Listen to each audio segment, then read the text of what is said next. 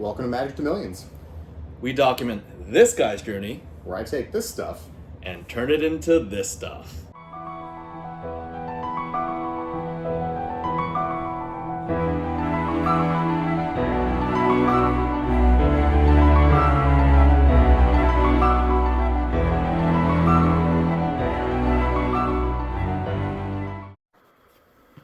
Alright guys, this is the first one of the Wednesday format videos that I'm going to be shooting. We're going to be doing the Modern Horizons 1 packs that I picked up from SCGCon. Yeah, there we go. It's all pretty now. I don't think there's going to be anything too psycho in here, but I do have some sleeves if we need them.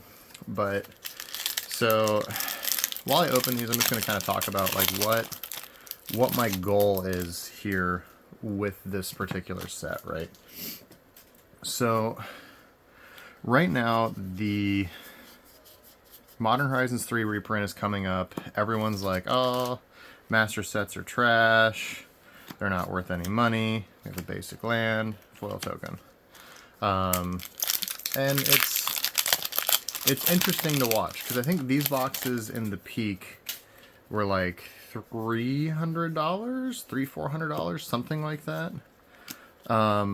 Which is a lot of money, like a lot of money, like a lot of money, like, and they're not there anymore, which is interesting.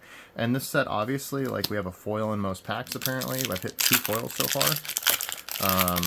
I don't think there's supposed to be a foil in every pack. I think they're supposed to be kind of hard to hit.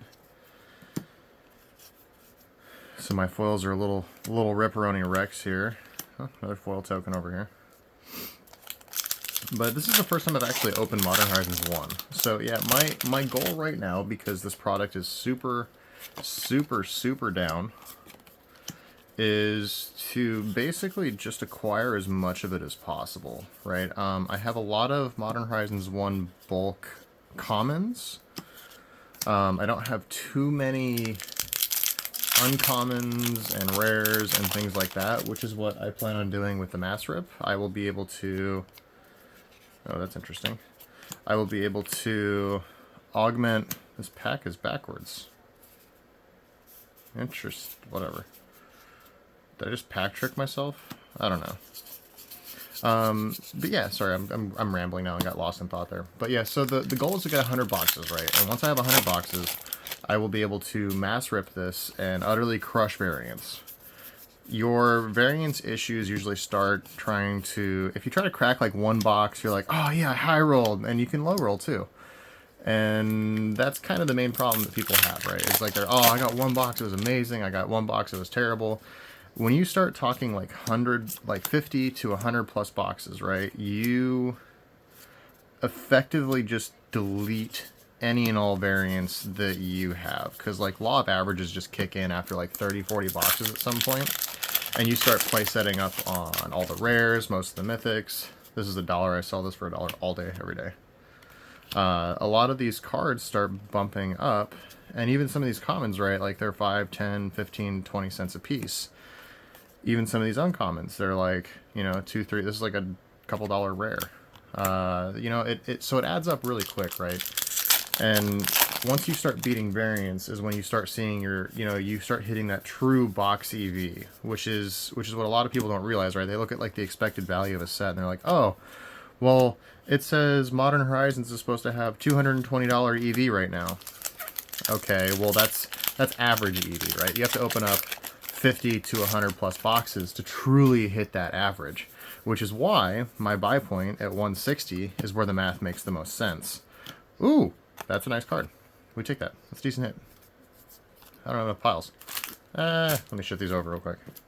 So that's where your math starts to make sense, right? Is that 100, 200 box number when you start making these big numbers on these boxes, right? Because now you're beating the laws of averages. And that's really like what I'm trying to do here is, I think that's like a $1 or $2 card. I've sold a few of them. And that's why, like, when you're doing these big box openings, that's why it's important to know what the EV is on the set, how the breakdown falls, like knowing where all this stuff breaks out at and how it's going to fall. Oh, Hey, that's also a $20 or $30 card. Or maybe that's a $9. I don't remember. It might be a $9 card. Sold 3 or 4 of those recently. Oops. Huh. We almost did ourselves in there. And you know, this first video in this series is going to be a little bit more rambly as I like figure out how I'm going to do this format, and you know, just kind of as I talk and walk through this and kind of get used to this, because I have another 1, 6, 8 boxes at least in the queue for this. So I'm going to be trying to record most of this weekend, and this will be obviously the roughest of the 9 of these videos that I'll get queued up for the rotation. Ooh, box Tantalite. It's always nice hitting mythics. That's the thing with this set, right? Like, there are so many good playable cards in here, even in like the common slots. Like these cards are just good, and so you know, I'm over here bulking this stuff out, and it's just the EV is so deeply inverted to me that it just doesn't make any sense. Oh, I see what I did. Haha. All right, boys, let me unruin my stacks here. That's a mythic. That's a mythic. That's a mythic. That's a rare. Uncommon, uncommon, uncommon, uncommon, uncommon. Oh my gosh, there we go. There we go, boys and girls. I fixed it. We have unfudged the stacks. The stacks are unfudged. So yeah, this, you know, my cost basis on these was, I think, 140. Yeah, I think 140 for 24 packs, which isn't amazing. But, you know, I am going to do the opening for the video and, you know, bulk all this stuff out. So really, even at like 140, I'm not going to lose. Because, you know, every one of these commons that sells, I make a minimum of about 40 to 50 cents on. And you're like, oh, well, how does he make 40 cents on a 10-cent card? Well, you see, the math is very simple. If you buy a card from me for $1, and I source all of my materials, postage, everything for under 40 cents, which I'm currently able to do, provided, you know, I keep buying, you know, 4,000 bajillion stamps at a time and keep buying, you know, 5,000 envelopes or whatever I keep getting, and, you know, buy my paper, 22,000 sheets of paper at a time, and get everything down to these penny cost margins. And even with my top loaders, ooh, Force of Vigor, I know that's a good card. Even with all these costs, you know, get all my costs down to about 40 cents. TCG Player only takes about 50 to 60 cents on that sale. So, you know, I charge someone 10 cents. I get 40 cents taken out by TCG Player. That leaves me about, you know, 60, 70 cents left over for the scrape for me. And I make 25 cents on a card. And that's like a worst case scenario. You gotta remember, but a lot of these commons, you know, people buy them with other commons, and, you know, they pick up other cards with it, and, you know, it turns into a $2 sale real quick. And then, you know, all of a sudden I'm making like $1.40 on the order instead of 25 cents or 30 cents. And, you know, these commons that are 25 cents, 40 cents, people buy a play set. You know, my cost to ship doesn't really change until I hit like 9, 10 cards. That's a good card. And, you know, that's really where the margin comes from, is those multi-card orders, because the margins are so much higher. And do I eat it a little bit more on the single, like, 10-cent card order? Sure, but I mean, I don't lose my ass on it or anything. That would be silly.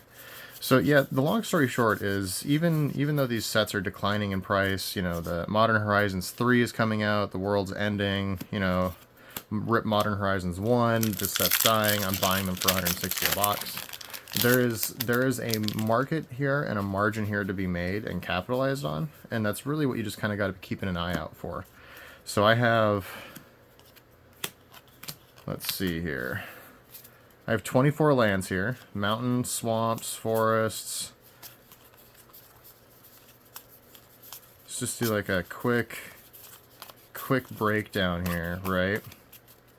So that's 6 mountains. That's about $5.50. The swamps are about $1 a piece.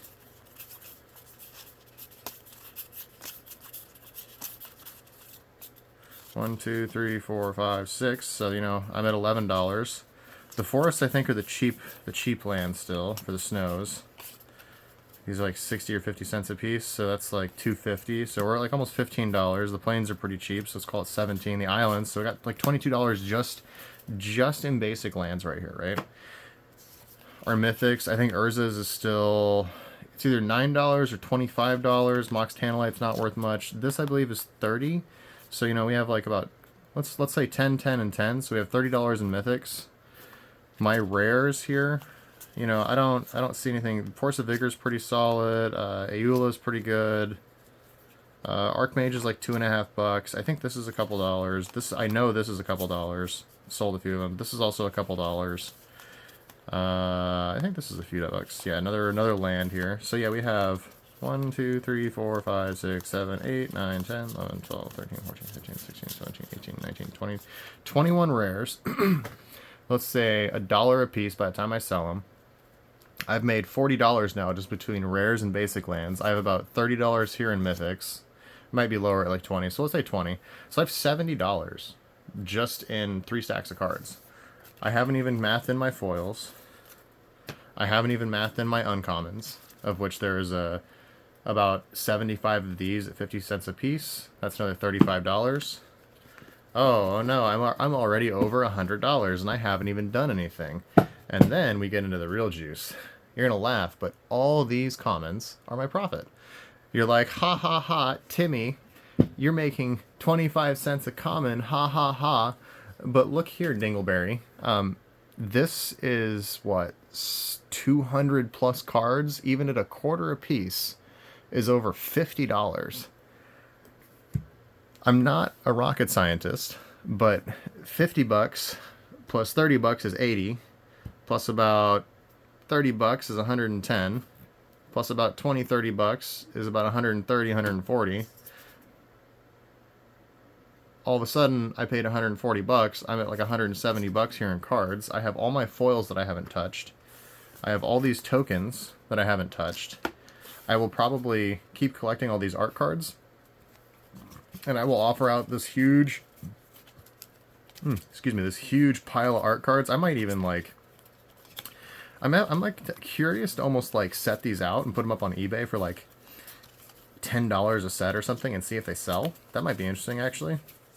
But, you know, again, it's all about margining all of this stuff. And if I didn't monetize the commons, uncommons, and I only focused on these 3 stacks of cards, I would have been hosed.